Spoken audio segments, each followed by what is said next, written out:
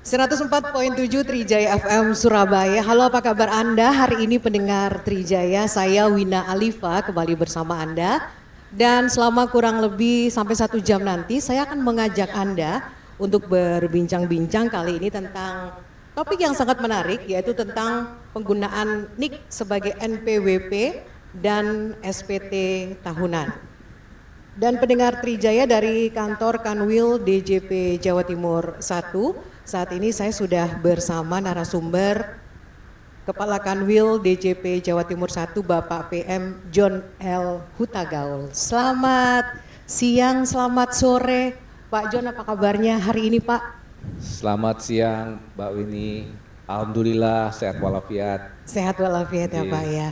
Mendengar Pak John hadir bersama kami, ini tiba-tiba seperti dapat energi untuk yuk segera lapor SPT gitu Pak, yuk segera bayar pajak gitu Pak. Matur suwun. Energinya sangat positif sekali untuk para wajib pajak. Baik Pak, ini topik yang menarik ya Pak ya untuk kita bincangkan hari ini, yaitu tentang NIK yang sekarang sudah ditetapkan sebagai NPWP, juga sekaligus kita akan bicara tentang SPT tahunan.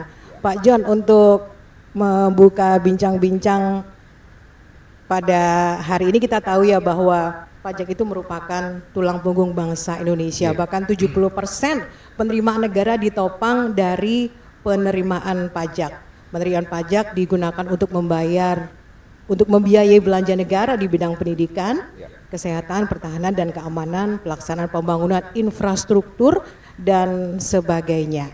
Nah, untuk membuka bincang-bincang kita, Pak John bisa menjelaskan Pak tentang realisasi penerimaan pajak untuk tahun 2023 seperti apa Pak John? Ya, Mbak Weni dan sobat-sobat Trijaya, terima kasih atas undangan dari Trijaya untuk melakukan sosialisasi diseminasi perpajakan terkait dengan pemadanan NIK sebagai NPWP dan penyampaian SPT tahunan wajib pajak orang pribadi 1770, 1770S dan 1770SS. Jadi terkait mengenai realisasi penerimaan, terlebih dahulu saya sampaikan ucapan terima kasih kepada para wajib pajak yang juga adalah pahlawan pembangunan di era kemerdekaan saat ini. Ya, realisasi penerimaan pajak tahun 2022 yang lalu itu di atas 100%, tepatnya 115,6%. Rencana 1.485 triliun, realisasinya 1.716 triliun.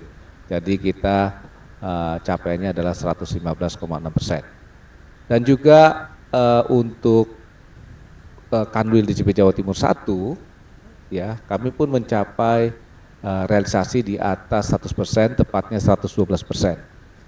Yang kedua, seluruh kantor pelayanan pajak yang berada di wilayah kerja Kanwil DJP Jawa Timur 1 itu mencapai realisasi di atas 100%. Jadi kami berterima kasih kepada para wajib pajak yang terdaftar di lingkungan Kanwil DJP Jawa Timur 1, kami punya 11 kantor pelayanan pajak Pratama dan 2 kantor Madya.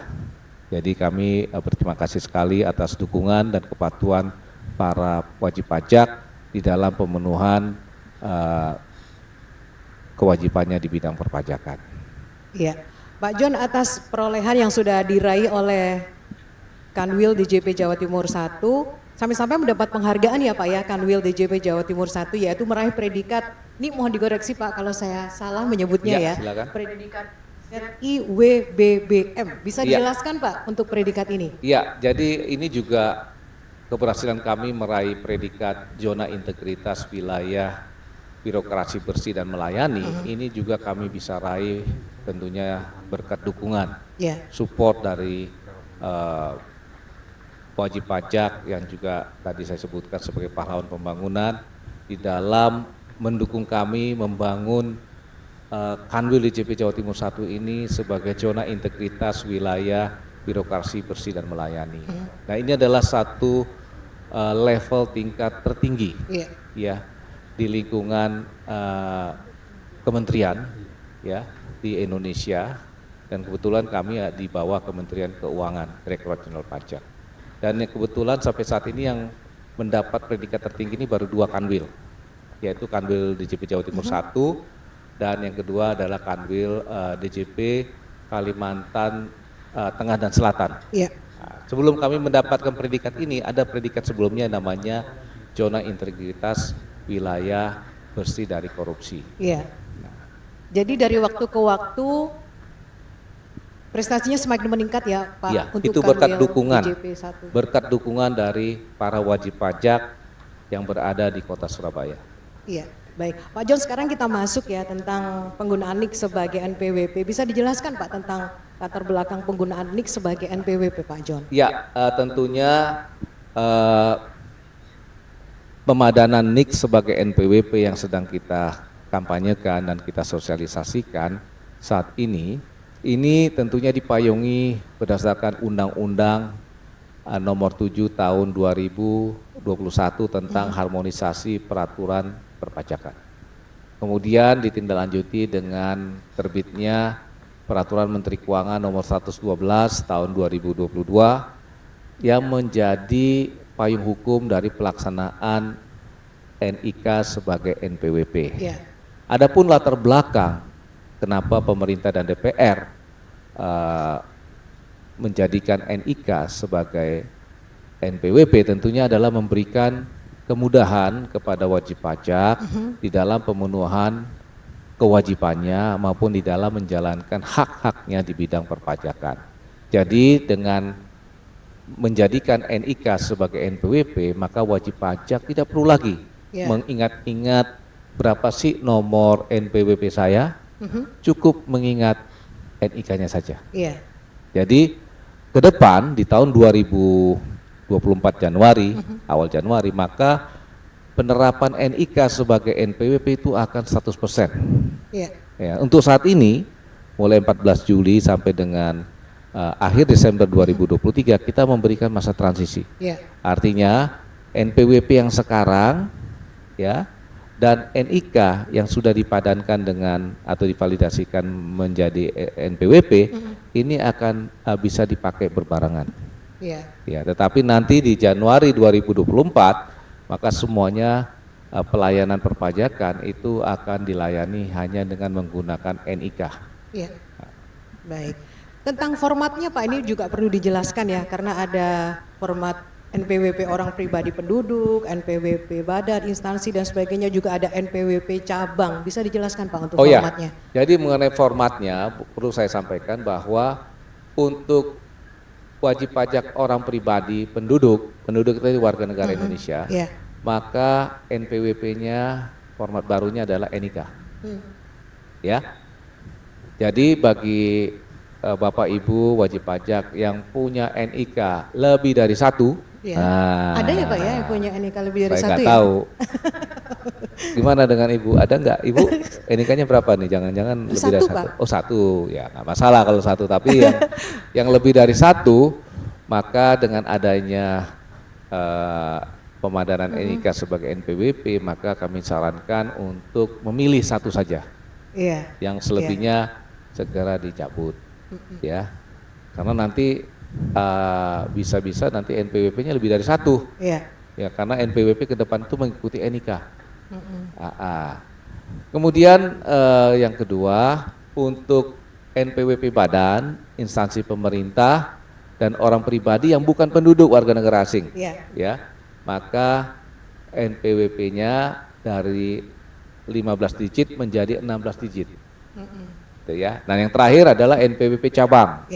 Kita punya usaha, punya cabang-cabang, maka NPWP-nya menjadi nomor identitas tempat kegiatan usaha. Ya, itu jadi NPWP dia. Formatnya. Iya, formatnya. Ya. Baik. Kemudian juga yang penting untuk diketahui pendengar Trijaya tentang bagaimana atau caranya seperti apa sih untuk memadankan NIK sebagai NPWP, Pak John? Pemadanan NIK sebagai NPWP itu kita lakukan dengan 2 pendekatan. Pertama, secara mandiri. Jadi pemirsa, pendengar Radio Trijaya bisa melakukan secara mandiri. Bagaimana caranya? Ya caranya kita login ke DJP online, kemudian kita pilih fitur profil. Ya, kemudian kita ketik, kita isi NIK kita di situ. Setelah itu kita validasi. Ya. Nah, kemudian sebelum kita keluar, kita cek lagi ada nggak data pribadi kita yang di profil DJP online itu yang sudah berubah, misalnya alamat rumah, ya dan sebagainya. Nah, itu kita ketik aja, kita betulkan. Baru kita log out, keluar dari login, keluar dari DJP online. Ya. Itu secara mandiri. Itu secara mandiri. Yang kedua tentunya kita meminta tuntunan panduan dari teman-teman DJP dengan menggunakan Kring JJP. Ya, Kring JJP itu nomor teleponnya 1500 200. 1500 200. Nanti kita akan dipandu secara online. Ya, bagaimana melakukan pemadanan NIK sebagai NPWP. Yang kedua, itu kita langsung aja ke seksi pelayanan, ya, atau kita menghubungi akun representatif kita di KPP di mana kita terdaftar. Kata contoh misalnya, Ibu terdaftar di mana, Bu? KPP Wonocolo. Wonocolo di sini kebetulan, ya. Betul. Jadi Ibu tinggal janjian aja sama AR-nya, akun representatifnya, atau langsung ke seksi pelayanan untuk mendapat bantuan bagaimana melakukan pemadanan NIK sebagai NPWP. Jadi nggak ada alasan ya Pak, aduh saya gaptek, nggak punya laptop, nggak ada internet, karena langsung datang ke kantor bisa dibantu AR yang ada di sini ya Pak ya? Iya. Atau nanti sebelum Ibu kita selesai acara ini, nanti langsung kita padankan NPWP Ibu, NIK Ibu sebagai NPWP ya. Terima kasih. Langsung Bu. Ini talk show berbonus pemadanan NIK jadi NPWP ya Pak ya? Dong. Iya. Dan semua layanan kami gratis ya. Iya. Oke. Semua layanan kami gratis, tidak berbayar. Iya. Baik. Pendengar Trijaya, kita akan break dulu sebelum nanti kita lanjutkan bincang-bincang kita. Segmen berikutnya nanti Pak John akan menjelaskan tentang apa dampak dari penggunaan NIK sebagai NPWP. Jadi tetap bersama kami. Pendengar Trijaya, kita lanjutkan kembali bincang-bincang kita masih tentang penggunaan NIK sebagai NPWP, dan kita juga akan bicara tentang SPT tahunan masih bersama narasumber Kakanwil DJP Jawa Timur 1 Bapak M. John L. Hutagaul. Pak John, sesi berikut ini kita akan bicara tentang dampak dari penggunaan NIK sebagai NPWP. Tentunya yang sudah dirasakan masyarakat pasti kayaknya lebih mudah nih, nggak pakai ribet. Tadi juga Pak John katakan nggak perlu mengingat-ingat lagi ya nomor NPWP-nya ya. Tapi apalagi Pak dampak dari penggunaan NIK sebagai NPWP? Itu salah satu manfaatnya Bu ya. Yang manfaat lainnya tentunya ya ini akan mendorong penggunaan nomor tunggal identitas ya. Nanti di dalam mendapatkan pelayanan publik, misalnya pelayanan di bidang perpajakan ya, sehingga nanti data informasi mengenai seseorang itu akan terintegrasi ya, sehingga kami nanti ke depan akan lebih dapat meningkatkan kualitas pelayanan kepada wajib pajak. Kita akan tidak lagi memberikan pelayanan yang fit for all, tapi kita akan menyesuaikan dengan kebutuhan dari wajib pajak. Karena kita sudah memiliki data informasi mengenai wajib pajak itu dari berbagai sumber. Karena umumnya kebanyakan di instansi atau lembaga lainnya yang menyelenggarakan pelayanan publik toh juga meminta NIK sebagai salah satu persyaratan. Jadi tentunya dengan semua banyak institusi kelembagaan meminta NIK, tentu ini akan mengintegrasi informasi mengenai wajib pajak yang bersangkutan, sehingga kita pun lebih fokus memberikan pelayanan sesuai dengan kebutuhannya. Dan tentunya di sisi lain ini tentu akan mendorong transparansi. Transparansi ya. Jadi karena wajib pajak merasa bahwa informasi-informasi terkait mengenai dirinya yang ada di lembaga pemerintahan dan badan lainnya, tentu ini akan membuat dia lebih mengedepankan transparansi di dalam pemenuhan kewajibannya di bidang perpajakan. Tentunya kami perlu sampaikan para wajib pajak atau masyarakat tidak perlu khawatir ya. Kalau NIK sebagai NPWP berarti saya harus bayar pajak dong. Betul Pak. Ya kan, ini kan ada relawan-relawan Trijaya sih saya lihat banyak sekali muda-muda ini ya. Ya, Anda nggak perlu khawatir sepanjang penghasilan Anda adik-adik ya atau siapapun di bawah PTKP ya, maka Anda tidak perlu membayar pajak. Boleh dijelaskan Pak John PTKP-nya ya, berapa? PTKP untuk diri sendiri itu 54 juta setahun. Berarti per bulan? Dibagi aja, ya? Dibagi 12 ya.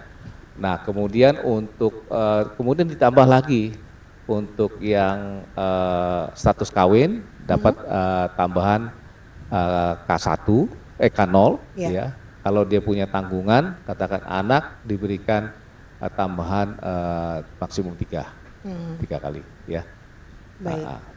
Pak John, tentang pemadanan NIK menjadi NPWP ini apakah wajib pajak sendiri yang harus melakukan itu atau sebenarnya bisa otomatis Pak? Misalnya Dirjen Pajak tahu begitu ya penghasilan berapa, asetnya apa, bisa secara otomatis Pak langsung dipadankan antara NIK dan NPWP-nya. Jadi karena kewajiban perpajakan ini kita lakukan secara self assessment. Jadi tentunya kita mengharapkan kesadaran ya dan kepedulian dari masyarakat untuk menjalankan kewajiban di bidang perpajakan. Satu diantaranya adalah melakukan pemadanan NIK sebagai NPWP. Ini tadi saya katakan bisa juga dilakukan secara mandiri, nggak sulit kok. Ya, namun kalau merasa ada kendala di lapangan, silakan menghubungi kami secara online tadi Kering Pajak, ya maupun datang langsung ke kantor pelayanan pajak di mana Bapak Ibu atau adik-adik terdaftar.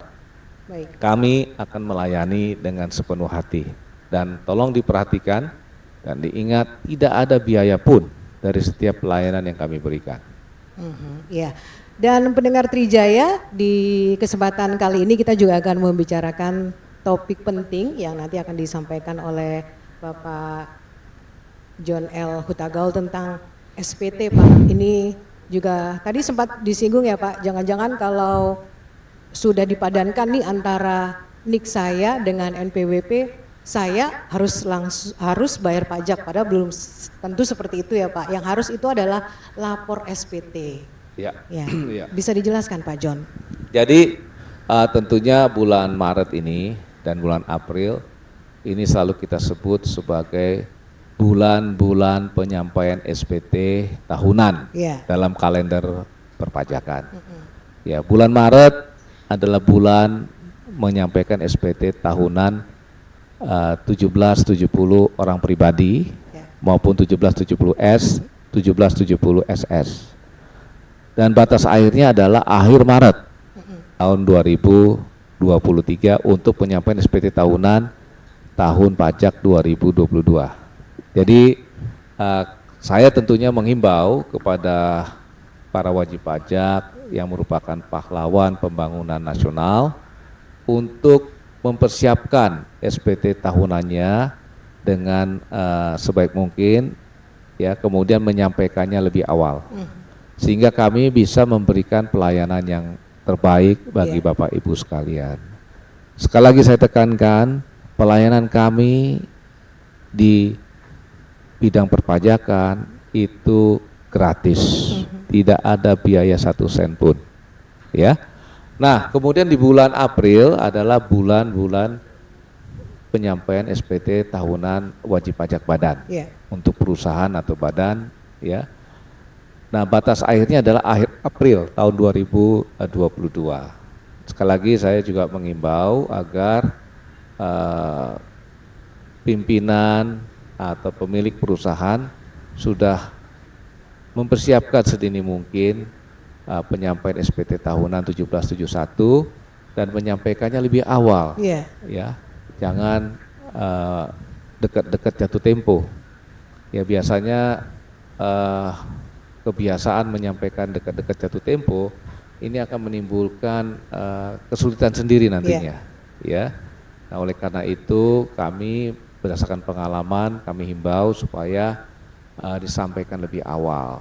Ya, sebagai contoh misalnya teman-teman di lingkungan Direktorat Jenderal Pajak, khususnya di Kanwil DJP Jawa Timur 1, kami sudah menginstruksikan seluruh pegawai kami, ASN, untuk menyampaikan SPT tahunannya, itu paling lambat di akhir bulan Februari kemarin. Jadi kami memberikan contoh teladan kepada masyarakat bahwa kami pun pegawai pajak ya diinstruksikan, diminta untuk menyampaikan SPT pribadi kami itu 1 bulan lebih awal dari ketentuan yang berlaku. Ya, jadi kami sendiri sudah memberikan contoh, tentunya kami dengan senang hati menggugah dan mengajak para wajib pajak untuk menyampaikan SPT tahunannya lebih awal, termasuk WP Badan. Jangan menyampaikannya katakan bulan April. Why not di bulan Maret ini? Bisa. Baik. Ya, kami akan berikan pelayanan. Bila mana ada kesulitan di dalam teknis maupun pengisian SPT, maka kami yang ada di kantor pajak seluruh Indonesia, khusus yang ada di lingkungan Kanwil DJP Jawa Timur 1, akan memberi bantuan dengan senang hati. Baik. Pendengar Trijaya, nanti kita akan lanjutkan kembali bincang-bincang kita tentang mengapa kita harus lapor SPT tahunan. Pendapatan saya di bawah PTKP, mungkin ada pertanyaan seperti itu ya Pak John ya, tapi mengapa kita harus lapor SPT tahunan? Itu nanti akan dijelaskan oleh Pak John pada segmen berikutnya, jadi tetap bersama kami. Terima kasih pendengar Trijaya, Anda masih terus mengikuti bincang-bincang tentang penggunaan NIK sebagai NPWP dan SPT tahunan. Masih juga bersama narasumber Kakanwil DJP Jatim 1 Bapak John L. Hutagaul. Pak John, ini juga jadi pertanyaan masyarakat, bahkan yang mungkin sudah lapor SPT tahunan sebenarnya, tapi masih ada pertanyaan.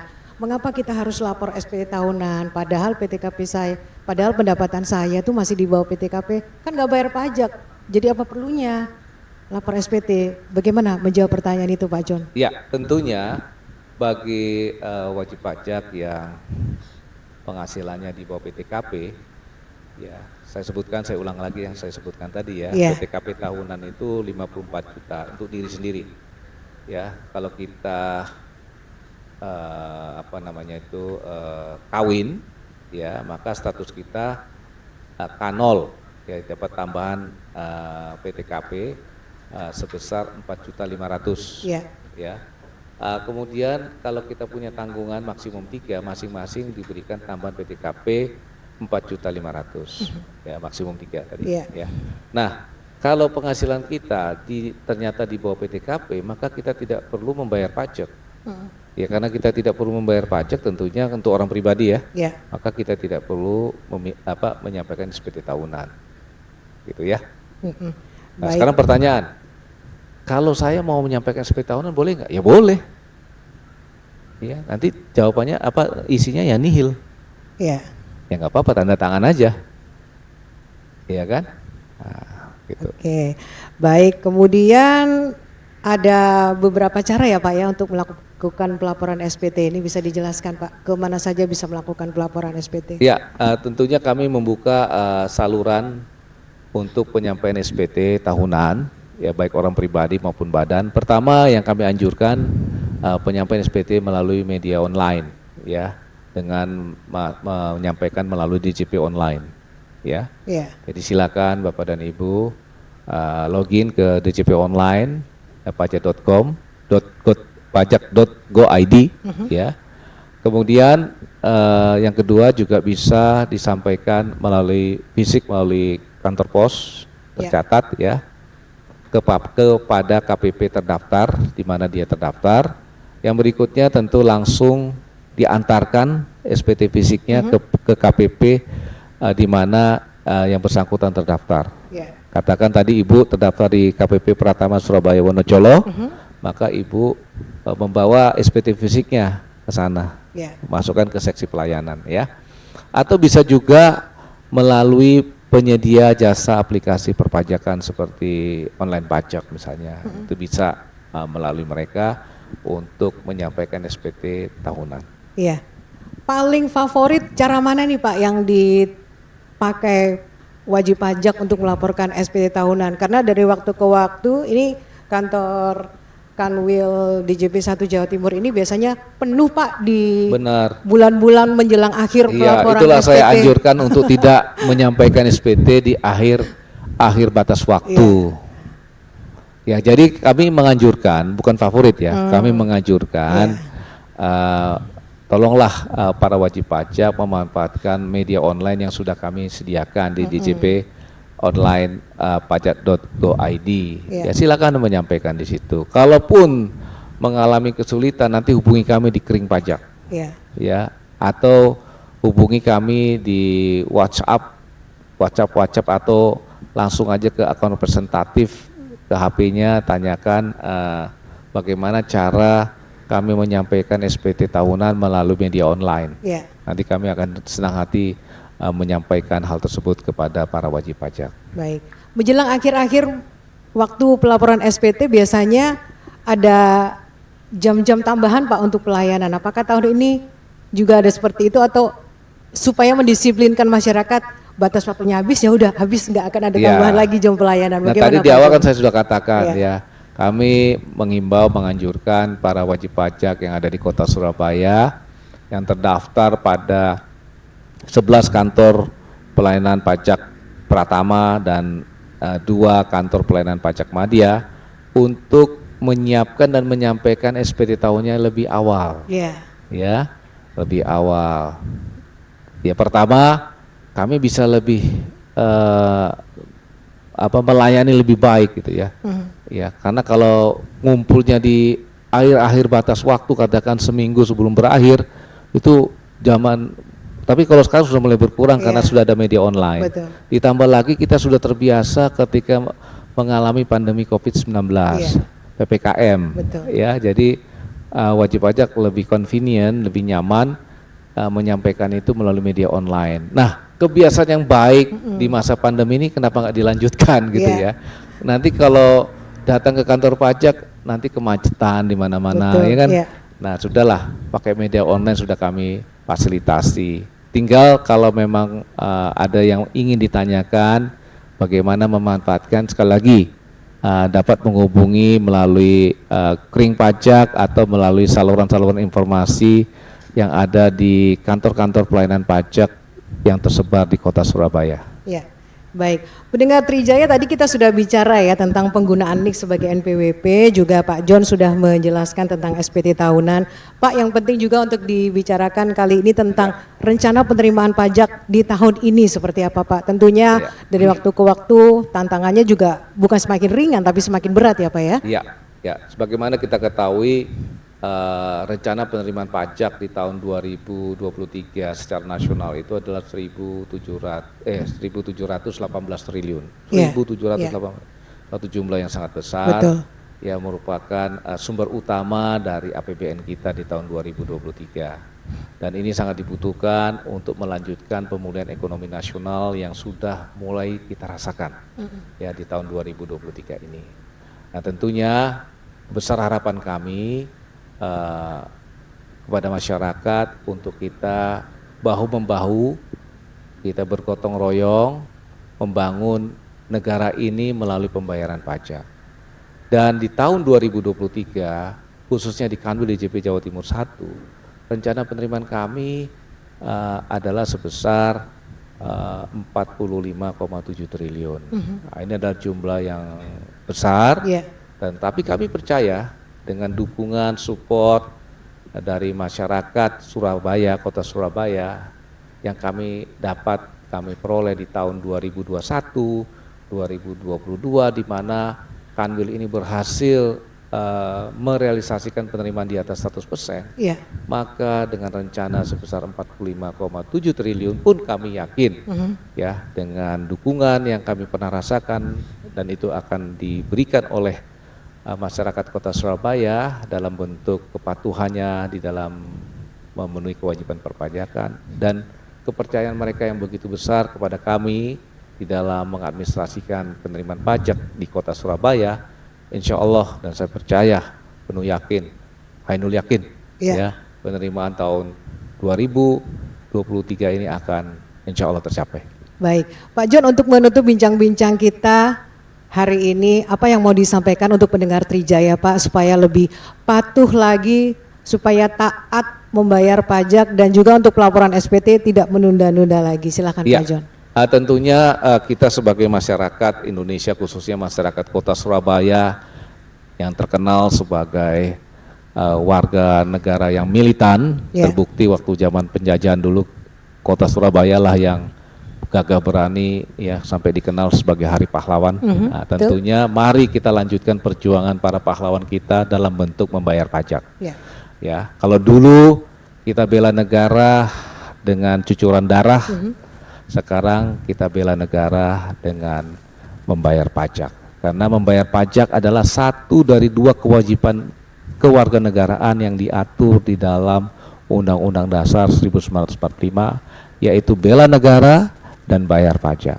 Dengan kita membayar pajak berarti kita membela negara ini untuk mencapai masyarakat yang adil dan makmur.